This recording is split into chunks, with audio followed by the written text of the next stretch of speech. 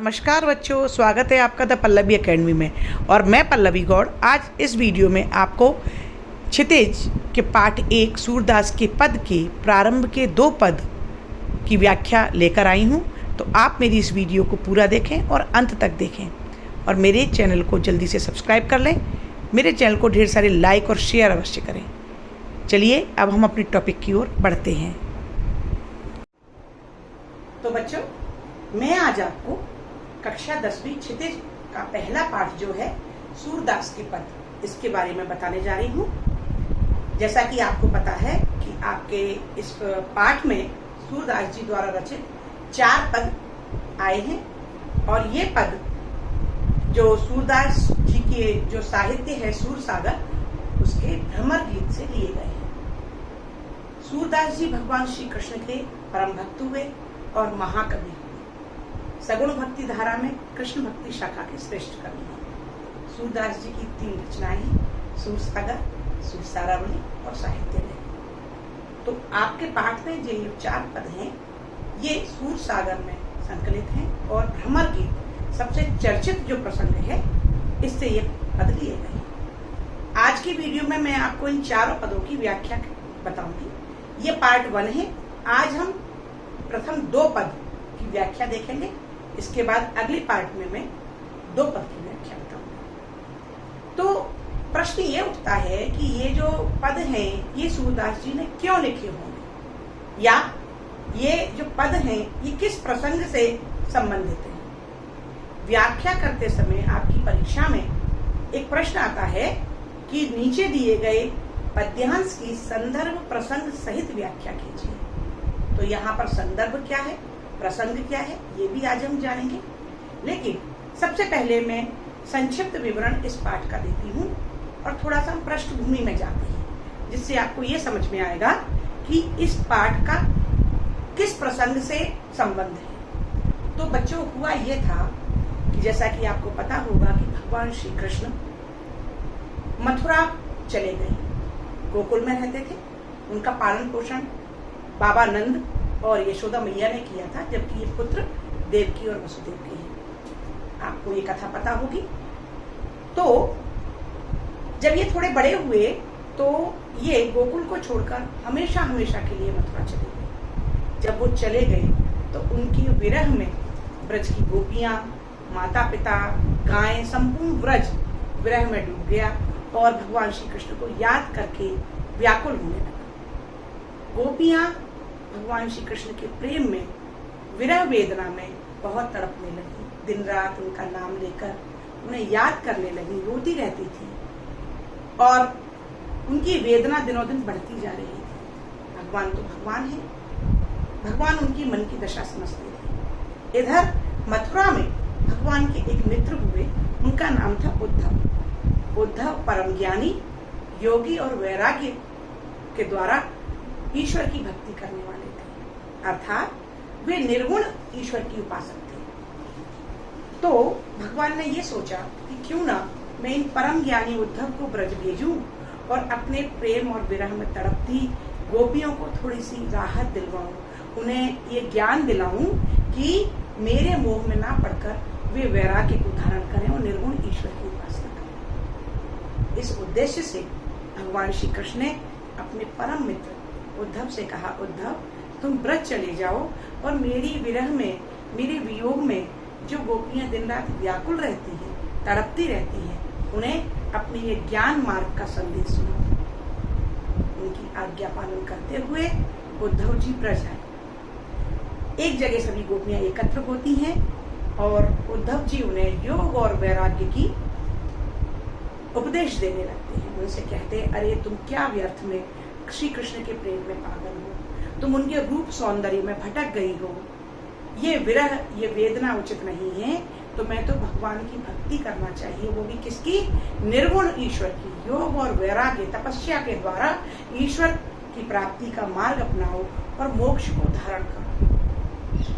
गोपियां जो कि भगवान श्री कृष्ण के प्रेम में, उनकी विरह वेदना में दिन रात जलती रहती थी और वे भगवान श्री कृष्ण को ही अपना आराध्य और मुक्ति का मार्ग मानती थी। जब उद्धव जी ने इस प्रकार के संदेश दिया तो गोपियां व्याकुल हो गई और उद्धव जी से अपने मन की व्यथा कहने लगी।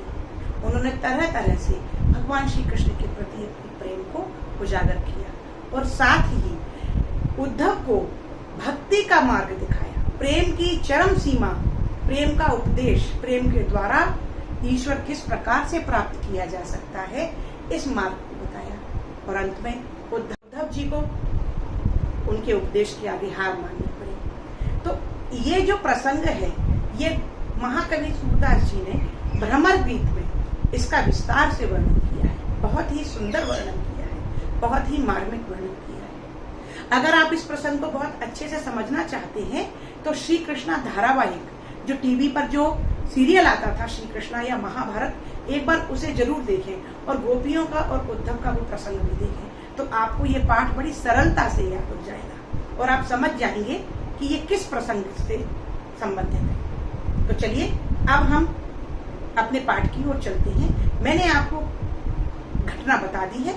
अब जो गोपियों और उद्धव के बीच में वार्तालाप होती है वो आपके चारों पदों में दी गई है। सबसे पहले हम पहला पद पढ़ते हैं। आप लोग अपनी किताबें खोलिए और मेरे साथ साथ वो पद पढ़िए।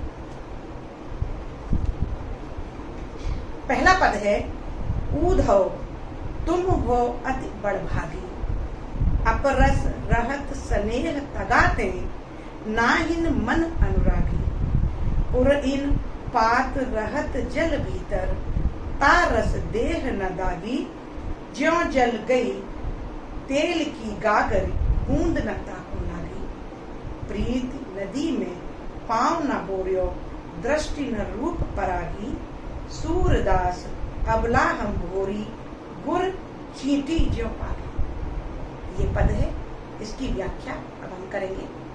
तो बच्चों, व्याख्या करते समय हमें संदर्भ और प्रसंग भी बताना होता है। तो संदर्भ का अर्थ होता है कि ये आपके सिलेबस में कहाँ से लिया गया है।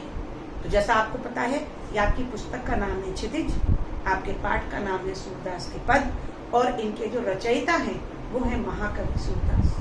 तो ये हमें संदर्भ में बताना होता है।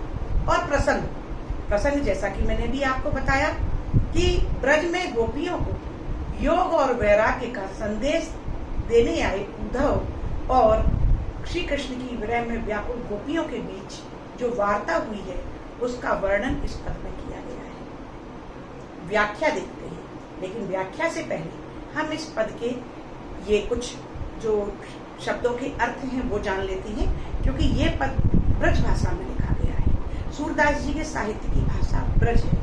ये आपके लिए जानना बहुत आवश्यक है, क्योंकि ये प्रश्न परीक्षा में पूछा जाता है। तो चलिए हम थोड़ा सा इन शब्दों के अर्थ जान लेते हैं। बड़भागी, बड़भागी का अर्थ होता है बड़े भाग्य वाले, अर्थात भाग्यशाली। बड़भागी का अर्थ होता है भाग्यशाली। अपरस, अपरस का अर्थ होता है नीरस या अछूता या लिप्त ना रहने वाला।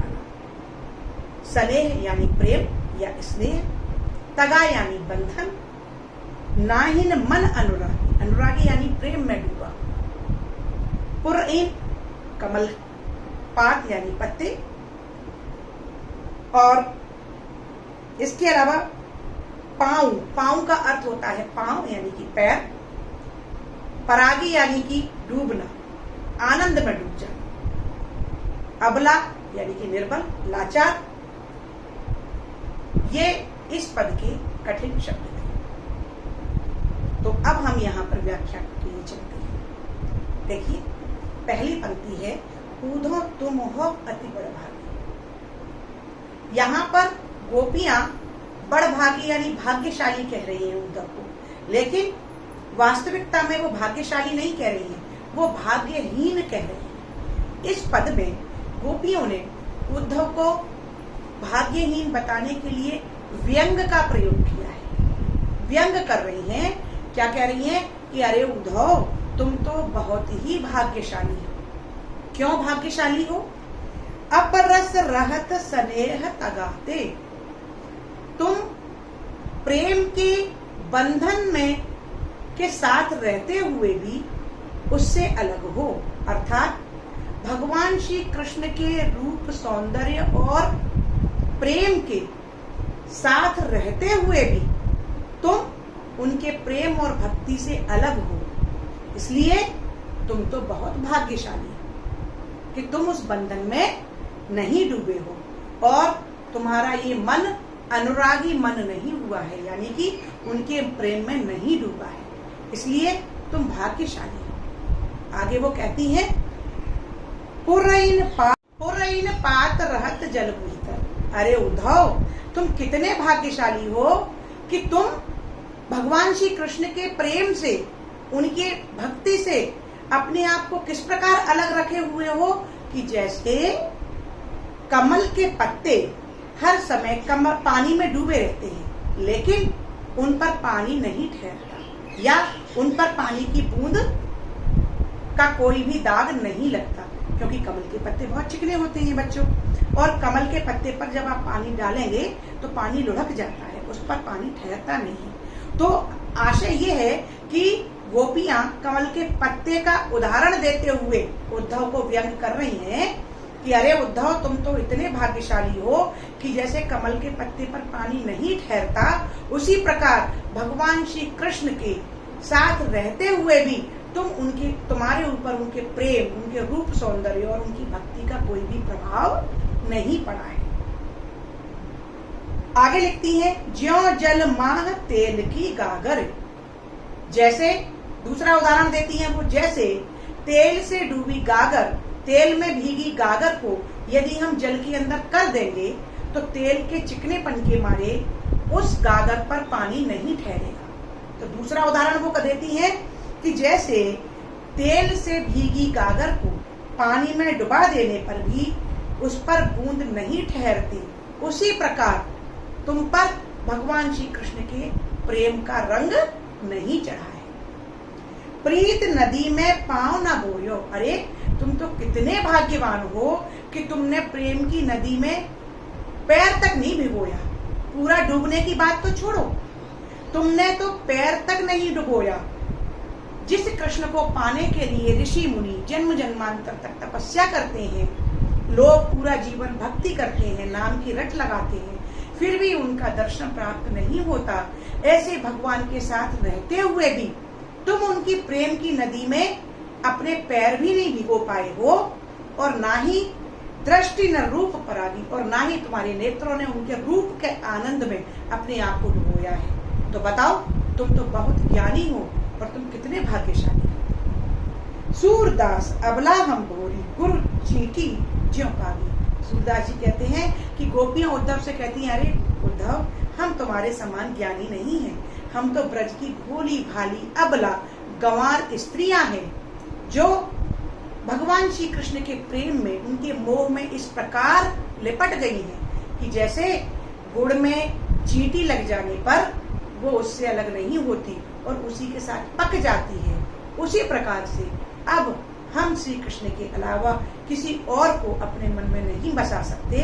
हम तो भगवान श्री कृष्ण के चरणों में, उनके प्रेम में गुड़ में चींटी के समान पक गई है। तो इस प्रकार से बच्चों, इस पद में गोपियों ने कमल के पत्ते, तेल की गागर के उदाहरणों के द्वारा उद्धव को व्यंग किया है कि तुम भाग्यशाली नहीं हो, वास्तव में तुम भाग्यहीन हो कि भगवान श्री कृष्ण के साथ रहते हुए भी तुम्हें उनका सानिध्य, तुम्हें उनका प्रेम, तुम्हें उनकी भक्ति प्राप्त नहीं हुई। बच्चों, अभी मैंने आपको इस पहले पद की व्याख्या बताई। अब आप अपने पाठ का पेज पलटिए और प्रश्न अभ्यास पर पहुंचिए, जहां पर प्रश्न नंबर 1 देखिए। आपका प्रश्न नंबर 1 है, गोपियों द्वारा उद्धव को भाग्यवान कहने में क्या व्यंग निहित है। अब आपको उत्तर समझ में आ गया होगा कि गोपियां उद्धव को जो भाग्यवान कह रही हैं, वास्तव में उसमें वो क्या व्यंग कर रही हैं। तो इस प्रश्न का उत्तर क्या है?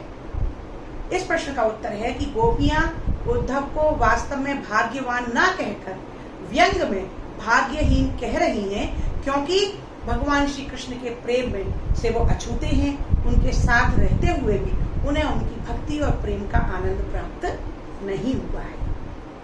तो इस पद में ही इस प्रश्न का उत्तर है। प्रश्न क्रमांक 2 देखिए, उद्धव के व्यवहार की तुलना किस किस से की गई है। बताइए आप मैंने भी आपको अर्थ बताया था कि गोपियों ने उद्धव की तुलना किससे की है।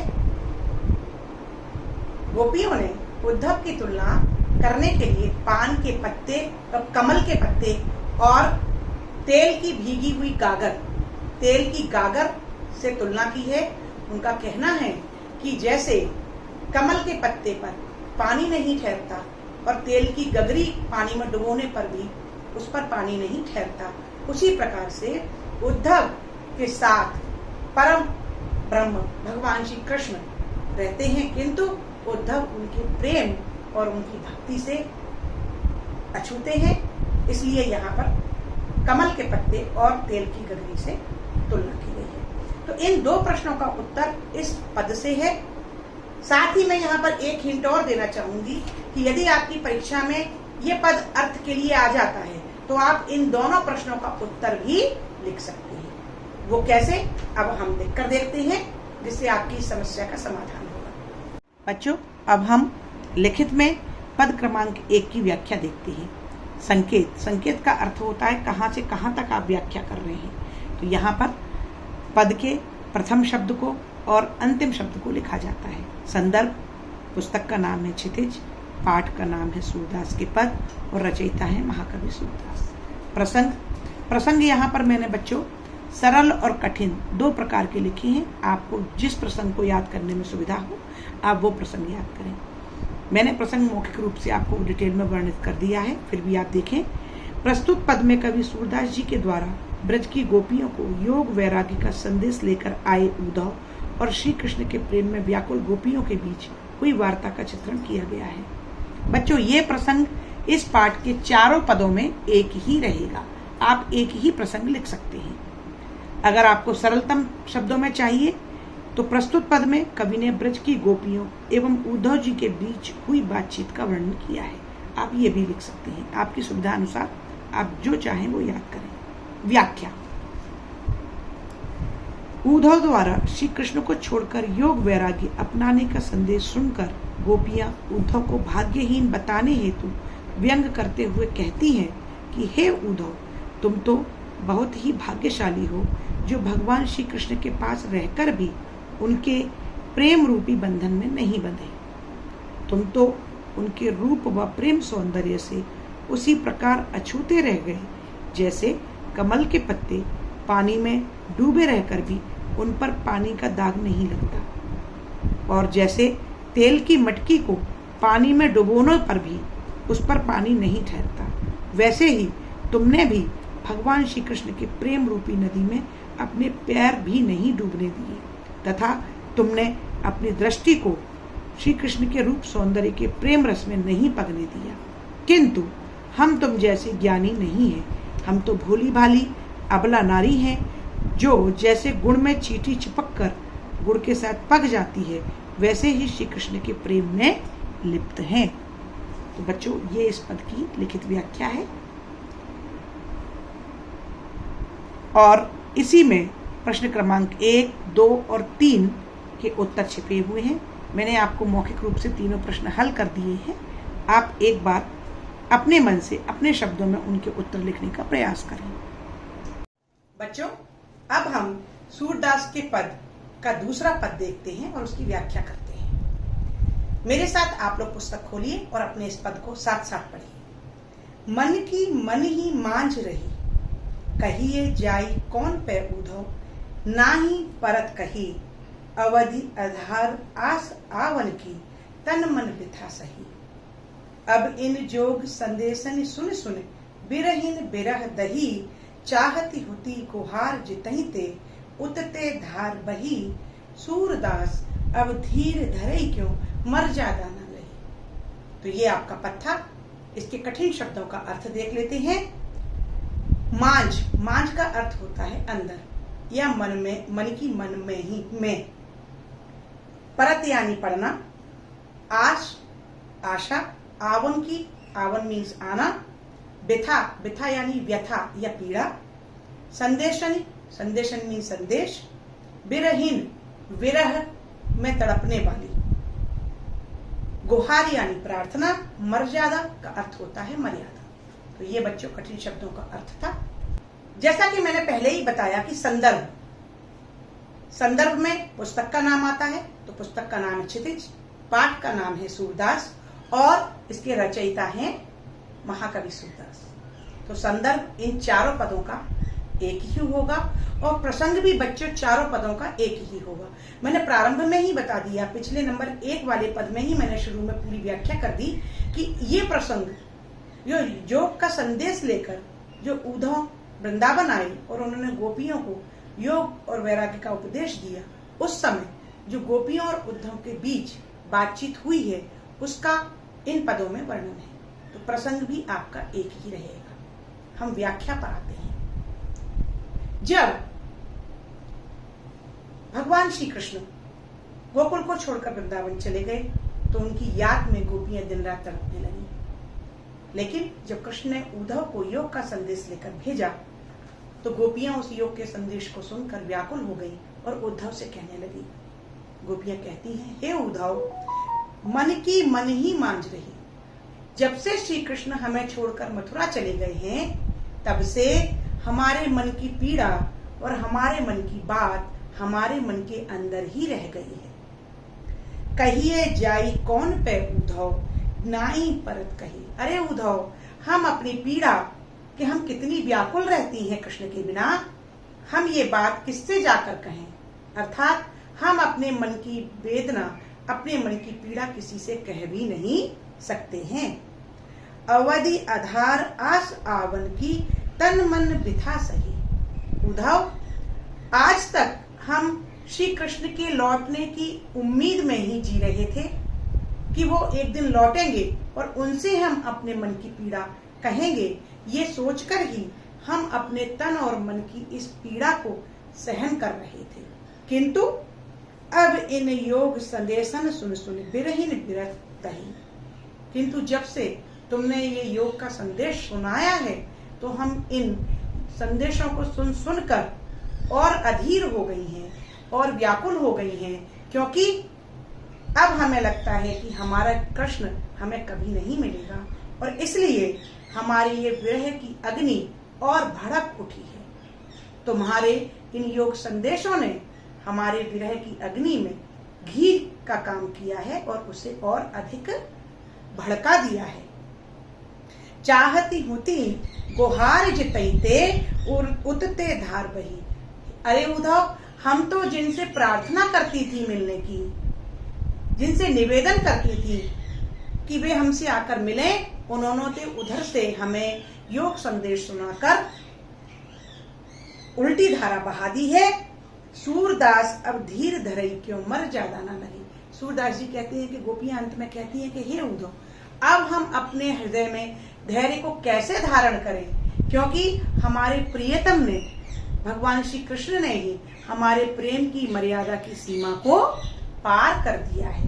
क्यों? क्योंकि प्रेम का ये नियम है, प्रेम की ये मर्यादा है कि प्रेम के बदले प्रेमी को प्रेम ही मिलना चाहिए, किंतु हमारे साथ ऐसा नहीं हुआ। हम तो श्री कृष्ण को निरंतर अविचल प्रेम करते रहते हैं, किंतु हमारे कृष्ण ने ही हमें ये योग संदेश भेजकर अपने से दूर करने की बात कही है। तो इस प्रकार से हमारे प्रियतम श्री कृष्ण ने हमारी मर्यादा की सीमा को लांघ दिया है, मर्यादा की सीमा, प्रेम की मर्यादा का पालन नहीं किया है, उन्होंने प्रेम की मर्यादा को लांघ दिया है। तो इस प्रकार से बच्चों ये इस पद का अर्थ था। अब थोड़ा सा हम प्रश्न अभ्यास की ओर चलते हैं। देखिए, प्रश्न क्रमांक 4 पर ध्यान दीजिए। उद्धव द्वारा दिए गए योग के संदेश ने गोपियों की विराग्नि में घी का काम कैसे किया? ये प्रश्न आपका प्रश्न क्रमांक 4 है। तो इसका उत्तर अब आपको पता चल गया होगा कि योग के संदेश ने विरह की अग्नि में घी का काम कैसे किया, क्योंकि गोपियां अपने प्रियतम भगवान श्री कृष्ण के आने की प्रतीक्षा में ही इस विरह को सह रही थी। लेकिन जब उद्धव ने योग का संदेश दिया, श्री कृष्ण को भूल जाने की बात कही, तो गोपियों को व्याकुलता बढ़ गई और उनकी वेदना इसलिए बढ़ गई क्योंकि उन्हें लगा कि अब भगवान श्री कृष्ण उन्हें कभी नहीं मिलेंगे। तो उद्धव के योग संदेश ने गोपियों की विरह को और बढ़ाने का काम किया। प्रश्न क्रमांक 5, मर्यादा न रही के माध्यम से कौन सी मर्यादा न रहने की बात की जा रही है। देखो बच्चों, मर्यादा यानी कि मर्यादा, इस प्रश्न का उत्तर है कि गोपियां कहती हैं उद्धव से कि हे उद्धव, हमारे प्रियतम श्री कृष्ण ने प्रेम की मर्यादा का पालन नहीं किया, क्योंकि प्रेम का ये सिद्धांत है कि प्रेम के बदले प्रेम ही मिलना चाहिए। किंतु हमारे प्रियतम श्री कृष्ण ने हमारे प्रेम की मर्यादा, इस सिद्धांत, इस नियम का पालन ना करके इस मर्यादा को पार कर दिया है। अर्थात उन्होंने हमारे प्रेम के बदले हमें प्रेम नहीं दिया, बल्कि तुम्हारे द्वारा योग संदेश भेजकर इस प्रेम की मर्यादा को पार कर दिया है। तो इस प्रकार से इन दोनों ही प्रश्नों के उत्तर इस पद में हैं, या ये कह लीजिए कि यदि आप इन दोनों प्रश्नों के उत्तरों को याद कर लेते हैं तो आपके इस पद का अर्थ अपने आप हल हो जाता है। मैं ये दोनों चीजें इसलिए बता रही हूं कि आप अलग अलग डबल मेहनत ना करें। या तो पहले प्रश्न याद कर लें, प्रश्न याद करने से यह सुविधा होगी कि जब भी ये पद्यांश परीक्षा में आएगा आप उसके शब्दों को देखकर तुरंत उस पद्यांश को पहचान लेंगे और उसका अर्थ आसानी से कर लेंगे। तो इस प्रकार से इस पद को अब हम लिखकर शब्दों में बांधकर किस प्रकार से याद कर सकते हैं, आइए मैं आपको बताती हूँ। पद क्रमांक 2। अब हम पद क्रमांक 2 की व्याख्या करेंगे। संकेत, मन की से लेकर मर्यादा न रही, यानी कि पूरे पद की व्याख्या है। संदर्भ, चारों पदों का एक रहेगा। पुस्तक का नाम क्षितिज, पाठ का नाम सूरदास के पद और रचयिता महाकवि सूरदास। प्रसंग भी बच्चों इस पाठ के चारों पदों का प्रसंग भी सेम रहेगा, मैं पहले भी बता चुकी हूँ। सरलतम रूप में आप दोनों में से मैंने 2 प्रसंग दिए हैं, आपको जो उचित लगे आप वो याद कर सकते हैं। प्रस्तुत पद में कवि सूरदास जी ने ब्रज की गोपियों को योग वैराग्य का संदेश लेकर आए उद्धव और श्री कृष्ण के प्रेम में व्याकुल गोपियों के बीच हुई वार्ता का वर्णन किया है। या आप ये भी लिख सकते हैं, प्रस्तुत पद में कवि ने ब्रज की गोपियों और उद्धव जी के बीच हुई बातचीत का वर्णन किया है। अब हम व्याख्या की बात करते हैं। व्याख्या, गोपियां उद्धव से कहती हैं कि हे उद्धव, जब से श्री कृष्ण गए हैं हमारे मन की बात, हमारी पीड़ा मन में ही रह गई है। हम अपनी विरह पीड़ा किसी से कह भी नहीं सकते। हम तो बस श्री कृष्ण के लौटने की आशा में ही अपनी मन व तन की इस व्यथा को सह रहे हैं। किंतु अब तुम्हारे इन योग संदेशों ने हमारी इस विरह की अग्नि में घी का काम किया है, अर्थात हमारी वियोग की तड़प और बढ़ गई है। तुमने हमारे दुख को और बढ़ा दिया है। हम तो उनसे मिलने की प्रार्थना कर रही थी, किंतु हमारे प्रिय कृष्ण ने तो हमारे साथ छल किया है और प्रेम की मर्यादा का पालन नहीं किया, क्योंकि प्रेम में तो प्रेम के बदले प्रेम मिलने का नियम है, जिसका पालन श्री कृष्ण के द्वारा नहीं किया गया है। ये बच्चों पद 2 का अर्थ है। अतिरिक्त लिखने के लिए एक विशेष पॉइंट भी लिखा जाता है, जो कि हमारे लेखनी को और भी ज्यादा आकर्षक बना देता है। तो यहाँ पे सामान्य तौर पर हम विशेष में कुछ पॉइंट ले सकते हैं, जैसे कि विशेष बात क्या है इन पदों की। तो नंबर 1 तो इसमें ब्रज भाषा का प्रयोग हुआ है, ठीक है, ये सामान्य बात है। चारों पदों में ये रहेंगे। प्रेम की वेदना का मार्मिक चित्रण है, ये भी चारों पदों में सेम रहेगा। अनुप्रास, उपमा आदि अलंकारों का प्रयोग किया गया है, ये भी आप विशेष में लिख सकते हैं। इसके अलावा दृष्टांत अलंकार का प्रयोग हुआ है और गोपियों के प्रेम की पराकाष्ठा का वर्णन महाकवि सूरदास ने बड़े ही मार्मिक ढंग से प्रस्तुत किया है। तो ये सारे पॉइंट भी अपने विशेष में आप डाल सकते हैं और ये विशेष आपके चारों पदों के लिए उपयुक्त होगा। इसके साथ ही मैंने प्रश्नों की बात की थी, तो प्रश्न क्रमांक 4 और 5 का जो के उत्तर हैं वो आपको इस पद की व्याख्या में मिल जाएंगे। तो उन उत्तरों को आप अपने शब्दों में लिखने का प्रयास कीजिए। इस प्रकार से पार्ट 1 में मैंने आपको पद क्रमांक 1 और पद क्रमांक 2 की व्याख्या बताई। अगले पार्ट 2 में मैं आपको पद क्रमांक 3 और पद क्रमांक 4 तथा उनमें हल होने वाले प्रश्नों के बारे में बताऊंगी। तो आप मेरी आगे आने वाली सभी वीडियो को देखते रहिए और मेरी वीडियो को देखने के लिए आप जल्दी से मेरे चैनल को सब्सक्राइब करें, मुझे मेरे चैनल को ढेर सारे लाइक करें और चैनल को शेयर अवश्य करें। बच्चों, मेरी आगे आने वाली वीडियो का इंतजार करें। नमस्कार, धन्यवाद।